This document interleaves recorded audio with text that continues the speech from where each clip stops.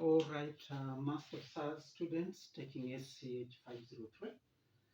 Let's look at now the last part of this uh, uh, uh, Baldwin rules uh, to know, for example, which are going to be like the uh, favored or disfavored. What scientists have found out is is the fact that that the attack trajectories whereby uh, you've got a nucleophile and you've got an electrophile within the same ring that that for for you to form a ring, it actually follows the established rules for the way a nucleophile or an electrophile, a nucleophile and an electrophile, they react under the open system. For example, if I'm talking about like whereby there is no ring, uh, if I'm talking about a nucleophile attacking a carbon bearing a living group, what has been seen, especially from the stoichiometry, whereby the group containing the living group has got, for example, stoichiometry, there is usually inversion of configuration, like in an SN2, yeah? So the thing is, the incoming group must come at 180 degrees. Please note this, at 180 degrees to the group which is leaving. This is the living group, L is the living group. So there is that bond angle of 180 degrees called Walden inversion. So if the group that is coming, even if you go as you've got a ring, if the group that is coming in and the one which is leaving cannot overlap effectively to form a linear relationship, then that displacement will not that will not be a favorable uh, favored ring closure. So for the so I've just tried to give an example here. I don't know whether you can see here. Uh, let's say, for example, I've just tried to put a long chain here. In this case, I've just tried to give something which is which are favorable. So in this case, I've got a 1, 2, 3, 4, 1, 2, 3, 4, 5, probably 6. So in this case, uh, like I say, these are the lone pairs for the group which is attacking, and then this is the group which is leaving.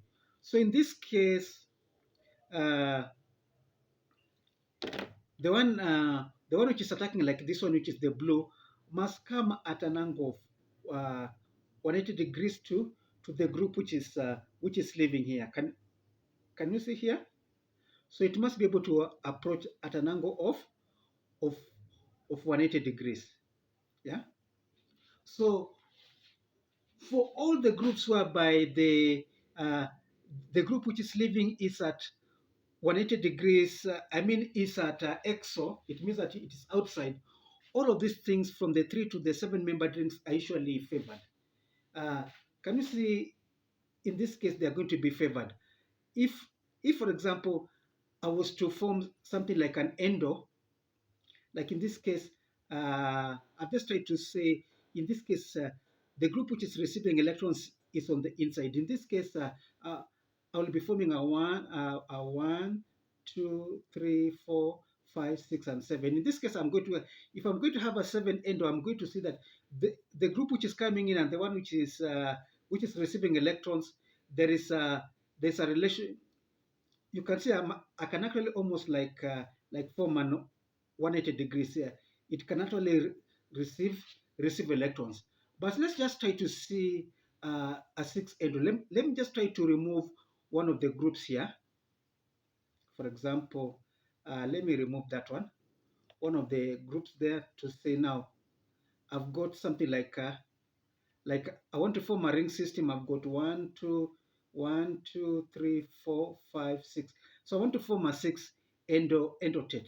I'm going to see that this group, as it's coming in, I cannot exactly form a 180 degrees. The group which is coming in, there is something like not exactly I, I want to form something like this, but actually what I can achieve is only something uh, like a what? A 100-degree out of phase. So anything other than the seven-member drink cannot do an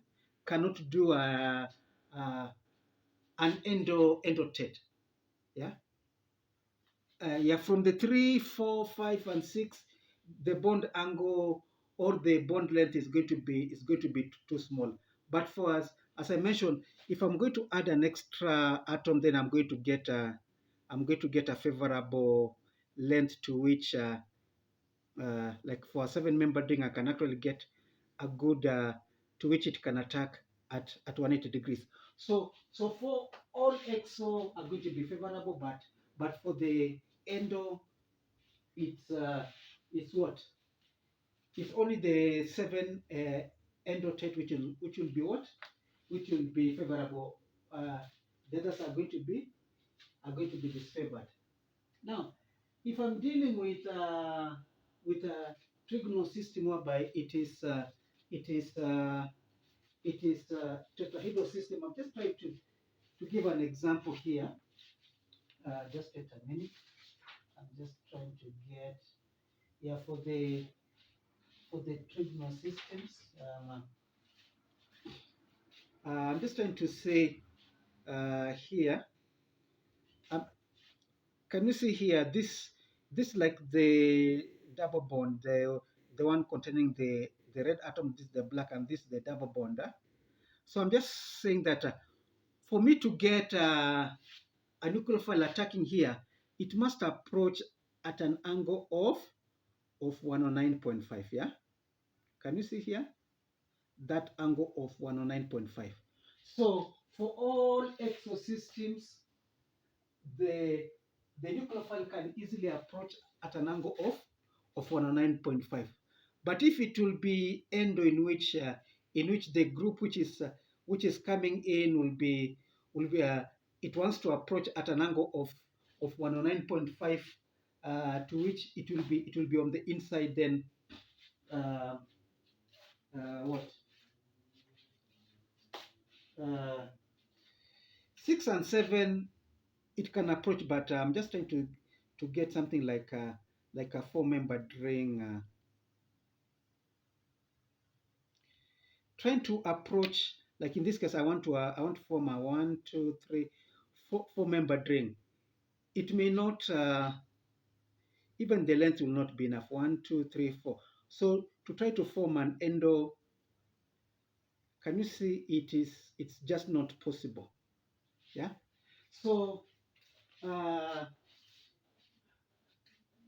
So in other words, I'm saying that I wish, when you're doing these things, probably when you'll be doing a revision class, you may be able to make use of these models to be able to now see exactly. Once I make this model and then I say, hey, I want to have something like a trigonal system. I want to see how the nucleophile and the electrophile are going to come in.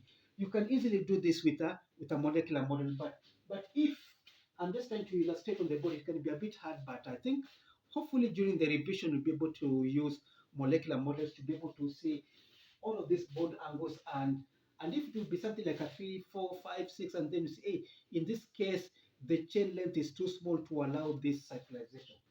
Yeah. Now, for the diagonal system, I wanted to illustrate. Where did I have that system? Okay. Now, in this case here, I've just tried to illustrate a diagonal system which is flat, and I've got a nucleophile here.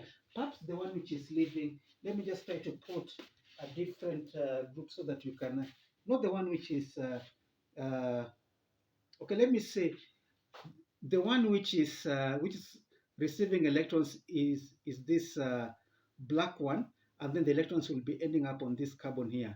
So what I'm saying is that even from the 3, 4, 5, and 6, even if it will be strained, but it can easily uh, attain an angle of 60 degrees or 120 degrees relative to the group which is outside. Yeah. Even if 3 and 4 member drinks are going to be strained, but they can actually form. Yeah, They usually strain, but they can form. So so for the 3 to the 7 member ring endotet, in which the nucleophile is attacking and then the electrons will be ending up inside, it will be it it will be easy. But as for exotet, in which uh, if I'm forming this one to which I want to form to which the electrons will be coming out, uh, like for which one? Uh, 3 and 4 are going to be disfavored, as opposed to uh, 5 and 6 are going to be favored. It's a bit strained and it's really coming out, but uh, I think to avoid ruining this, I think later I may just try to use. Sometimes you can illustrate using flexible bonds to avoid bending this, because 3 and 4 member rings are a bit strained. Yeah. So uh, so the nucleophile and and the group which is also coming in, after it's coming in this case, the group which will be, if this is the one coming in, so this is the one which will be picked up, uh, because the system is bringing electrons. Then probably Y will not be the nucleophile, but in this case it will be something like an electrophile, so that the system will be neutral. So those are the bond angles for the digonal system. Uh, for the uh, trigonal system, the nucleophile needs to come at 120 degrees. For the tetrahedral system, needs to come at 180 degrees. So the reason for those Baldwin rules is the stoichiometry. Uh, the attack trajectories, uh, you can easily see them by using the molecular models. And once again, as I mentioned, hopefully during the revision, or maybe before the exam, you can be able to make use of these molecular models to be able to see exactly how these things.